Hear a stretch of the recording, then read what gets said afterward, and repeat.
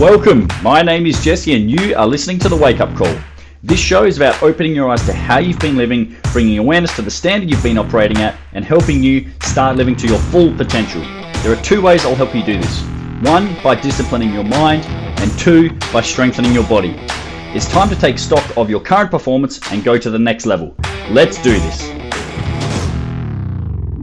Hello and welcome back to another episode of The Wake Up Call. This one here is part 2 of my series talking about 30 maxims to live by.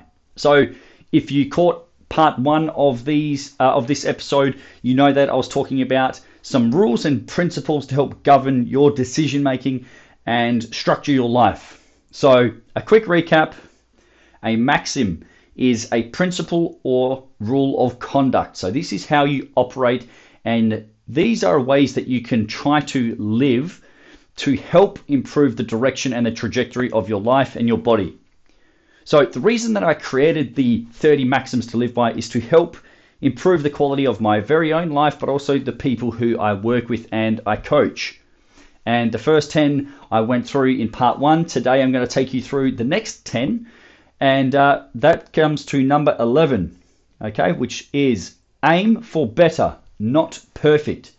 This is something that forever I have seen people try and attain, is the level of perfect, trying to achieve 100% across the board in every aspect of their life. And what ends up happening is they try to take on too much, you do too many things, and eventually you fail, and then you end up throwing the towel in and you start that whole cycle of, where do I go from here? So what I emphasize and what I try to incorporate with the clients I work with is to aim for progress, aim for an improvement in some way, shape or form. So for you, in your current situation, if your eating habits are really bad, if they are just downright shit, don't aim to go from eating McDonald's 6 or 7 days out of a week to eating, rice, chicken and greens every single day, because it's unlikely to stick. So your goal, wherever you are right now, is to aim for better. Take stock and evaluate critically where you are right now. And then just aim to do a little bit better than that. And then tomorrow or next week or the week after, you're just aiming to get a little bit better. An extra 1%, an extra 2%. And if you do that, you're much more likely to get a tick on the board on a consistent basis. So going from 0 to 100 and being able to maintain that 100% performance level is a very small percentage of people are able to do it. And this is where some people get into the mindset of being all or nothing. It's they're either all in, they get great results, or they're all out and they get absolutely no results and everything turns to shit. So that's why I encourage you, aim for better, not perfect. Okay? Number 12, great things never came from comfort zones. Now, this is something that I preach on and on and on about. In order for you to make progress with your body, you have to overload your system, your body as a whole. So whether it's lifting weights, you have to make something a little bit more challenging every single session. If you do the same routine over and over again, you will stagnate. You will hit a plateau. So if you go to the gym and let's say you're doing a set of squats and you do body weight squats, you do 3 sets of 10. Every time you go to the gym, you do 3 sets of 10. You will never improve. Perhaps your technique will improve, but your strength won't get any greater. Your fitness levels won't improve, and you will just stay at that level until you decide something needs to change. So this is where you have to escape your comfort zone and do something a little bit more demanding. Perhaps something that's a little bit more scary. Maybe if you haven't lifted any weights, you go from body weight and you grab yourself a couple 3 kilo dumbbells and maybe you do like a dumbbell front squat. Or maybe you grab like a 6 kilo dumbbell and you do a goblet squat. But the premise of this maxim is to do something which is going to challenge you. If it doesn't challenge you, it won't change you. All right. Number 13, attack the process. This is something which has been passed down from great coaches to then high performance athletes and high performers in business. The process is what will get you from where you are to where you want to be. It is the series of steps required to take you from shit to suck, from suck to good, and from good to great. The process is you doing the work. And this is the part so many people try to bypass. They think that just focusing on the goal will help them achieve the goal. If I can dream it, I can do it. Well, that's fucking bullshit. You can dream about it, you can believe in yourself all you want, but unless you actually put one foot in front of the other and start ticking the boxes off in terms of each individual action, you'll never get from A to B. So the process is the series of individual steps and actions which will push you forward, which will move the needle forward towards where you want to go. Whether it's losing body fat, whether it's improving your strength, or whether it's reducing stress, whatever it is for you, the process is an actual item of action. It's not a thinking. This is a verb. This is doing. So if you want to build strength, the process for you would be lift weights 3 to 4 times per week as an actual item. So you can actually quantify that. You can sit down and say, and look at it from a progress standpoint. If you're training 4 times a week, maybe it's Monday, Tuesday, Thursday, Friday. That is the process for you to build strength. Did you follow the plan? Did you follow the sets and the reps and the program that was put in front of you? That is the process. You can't bypass that shit. You could sit and do mindful meditation and visualization and positive self-talk until the cows come home. But unless you actually do the work required, which is, like I said, the process of you doing the strength program on Monday, Tuesday, Thursday, Friday, in this example, you will not improve. Focus on the process of what you actually need to do to improve rather than the end result. When you do that, the result comes naturally.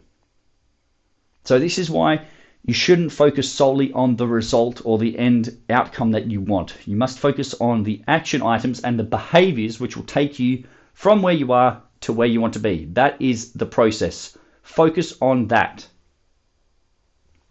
Number 14, you are not here to be average. As humans, we are put here to do work of some description. There are a lot of different vocations, different careers out there. You probably have a career that you're in right now or a job that you're doing.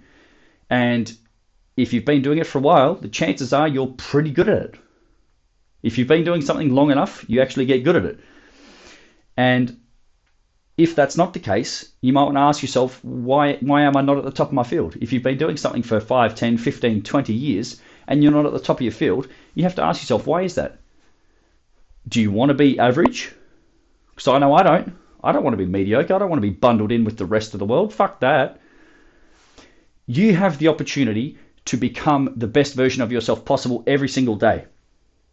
And not doing that is you doing a disservice not only to yourself, but to everybody who you come in contact with. Everybody who is in your world and your circle, you are doing them a huge disservice by not being your very best.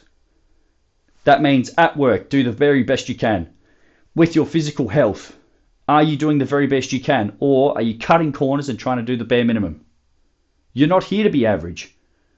If I had you standing directly in front of me and I asked you, right now, do you want to be average? Do you want average health? Yes or no?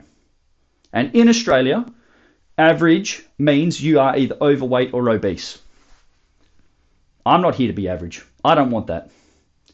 Being overweight, being out of shape, leads to health condition, preventative health conditions, which shortens life expectancy and decreases quality of life. I want a great fucking life. I don't want an average one. I want the fucking best. And you should want that too. Number 15, there are no shortcuts. Do the work. Again, like I said in part 1, there is going to be some overlap. Everybody is looking for the easiest way possible. How can I do the least amount of work possible? How can I do the bare minimum? What's a quicker way to get from A to B? And I understand that. You want things to be as efficient as possible, yes. But this is the way I personally look at things. If I know I want a certain outcome or result, if I want the best outcome or result, I will do what it takes. So if by me having to work a little bit harder, being a little bit more focused and applying more concentration to a task will help me get a better result, I will do that every single day of the week. The average person doesn't think like this. The average person thinks, how can I just get this done? How can I get it over and done with and off my plate? And if the results are mediocre or subpar, then they're fine because they've at least done it. But the outcome sucks. So what I'm trying to get across to you in this maxim is, in order for you to have the best result possible, you should seek out the greatest challenge possible. So from a personal standpoint, my main goal with training, with physical training, is to be strong. Now, the only way I can build strength is by progressively overloading my body. I've talked about this before, the progressive overload principle, where you make something a little bit harder each and every training session. So if we already understand that, that is a non-negotiable, that is a law of training and physiology, why on earth would I want to make something easier? By me making something easier on my body, I am getting fewer results. I'm not getting as great a results as if I pushed myself harder. So that's where I don't want a shortcut. I want to take on the highest workload and do the hardest fucking thing possible so I can get a bigger payoff and a bigger reward. Don't look for the shortcut. Do the work required to get the exact payoff that you want. Which brings me to maxim number 16. Don't decrease the goal. Increase the effort. As a personal trainer and strength coach, I work with people who have specific goals. And with these goals, they come in a lot of different shapes. Some people want to lose weight. Some people want to get really strong. Some people want to compete in obstacle course races. Some people want to, hit certain numbers with exercise lifts. So maybe it's like 1.5 times body weight squat or 2 times body weight deadlift. Everybody has a goal. But what happens is when people start struggling, or they are faced with a bit of resistance, or perhaps, this is in air quotes, a plateau, where they stop seeing perhaps the same amount of progress as they did when they first started, is people start doubting themselves and they think, maybe this goal is just too hard. Maybe I should just make the goal a little bit easier, bring the target a little bit closer. No. Once you have clearly established a motive for training and what your goal is, a meaningful, purposeful goal, something that you give a shit about, that goalpost does not fucking move.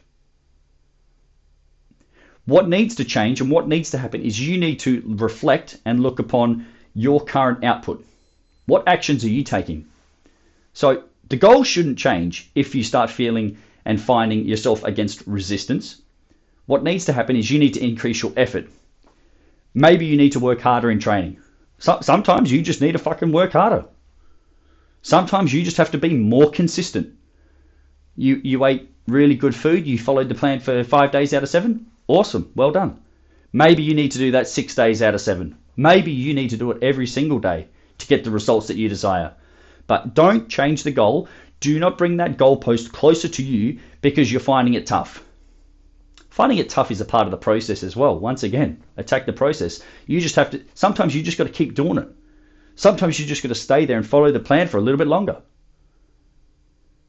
But let me rephrase this a different way. Let's say you want to climb Mount Everest. Your goal is to get to the very peak, the pinnacle of that mountain, the very fucking top, the summit. What happens if you start getting up the mountain and you're like, oh, this is pretty tough. Maybe I'll just go an extra 10 feet. Or an extra, 20 meters. You're not going to be fucking satisfied with that. You never are. But what needs to happen is you just keep going, 1 foot in front of the other. Can you get an extra meter? Can you just focus on going for another 10 minutes? That's what you need to focus on, is your efforts. Don't decrease the goal, increase your efforts. Number 17, one of my very favorites. Stop waiting for Monday. Start now. This phrase has killed millions of people's goals and dreams and hopes and wishes. It could be a Tuesday. It could be a Tuesday. You could have done Monday and started the week off with a bang. You've woken up, you've taken your cold shower, you trained, You drank your 3 litres of water, you got your 7 hours of sleep, and then Tuesday comes around and maybe you felt a little bit tired or sore from training, so you thought, I'm going to take a rest day. And then you thought, because I'm taking a rest day, maybe I'll have myself a smoothie, and maybe I'll have a cupcake with that, or maybe I'll have a wine after work because, I deserve it. I did really well on Monday. And then Wednesday comes around and you think, I kind of let myself slip yesterday, so maybe I'll just do the same again just so things don't get too bad. And then Wednesday comes around and your friends at work say, hey, you want to come out for drinks after work? And you're like, yeah, that won't hurt. And then Wednesday comes around and basically becomes a write-off.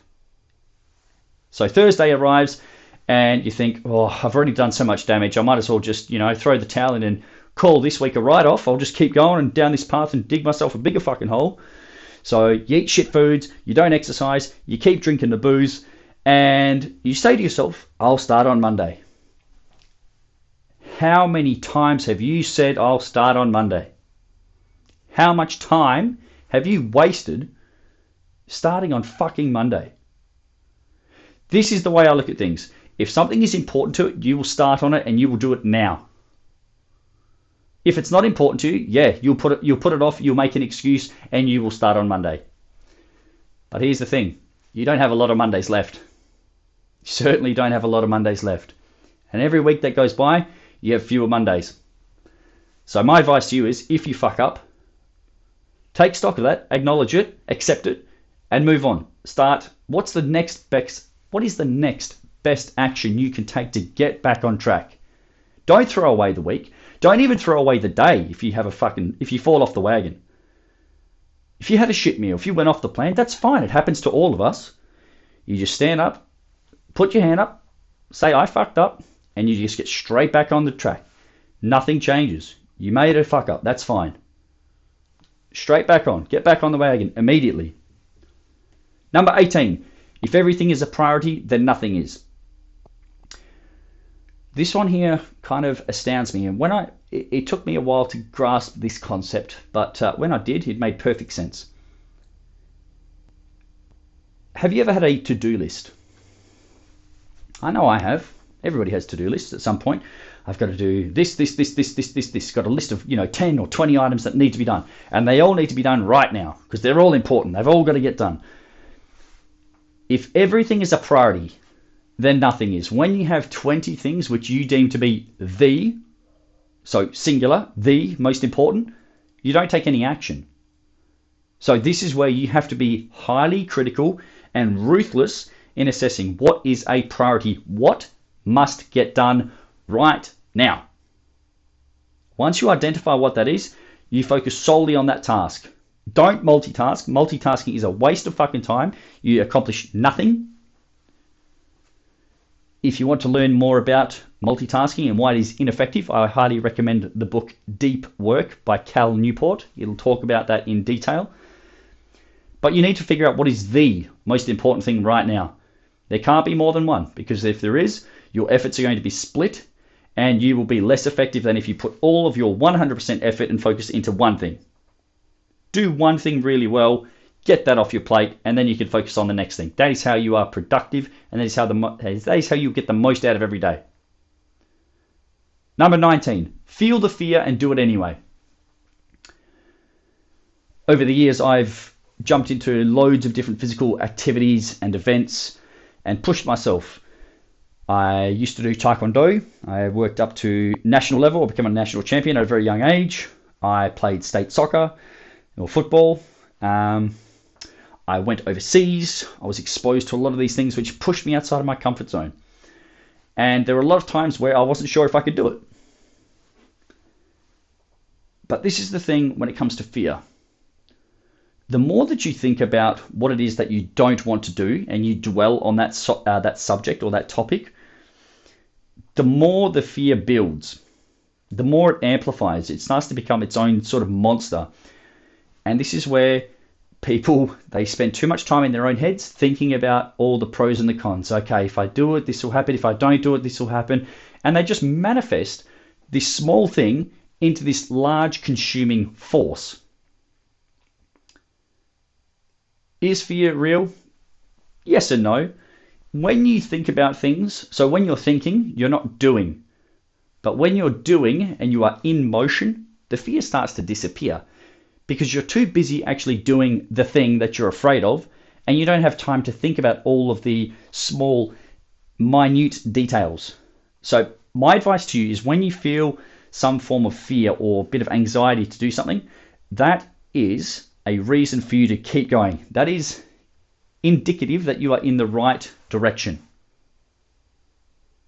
Feel the fear and do whatever it is anyway. Last one, number 20. Find a way, not an excuse. So one of the things that has been kind of troubling me or pissing me off a bit lately is Facebook, social media. The amount of people who just bitch and moan and whine on social media, Facebook in particular, is ridiculous. And everybody just uses Facebook as a way to air out their problems. But this is the issue I really have. People dump their problems out into the world or on you individually, but they never actually think, what's the opposite of this? How can I actually turn that into some form of advantage? So everyone looks at the negatives. Oh, I can't do this. I can't do that. Oh, my boss said I can't do it like this. Well, that's great. Good. It means you know you can't do it a certain way. You know, if there's traffic, what do? Do you sit there, bitch, moan? You can't change the traffic, but maybe you can go a different way. Maybe you can get off at the next exit and you can find a different way to bypass all of those people on the freeway, as an example. You can list and rattle off all the excuses in the world that you want, but it's not going to change the problem. It's not going to fix it.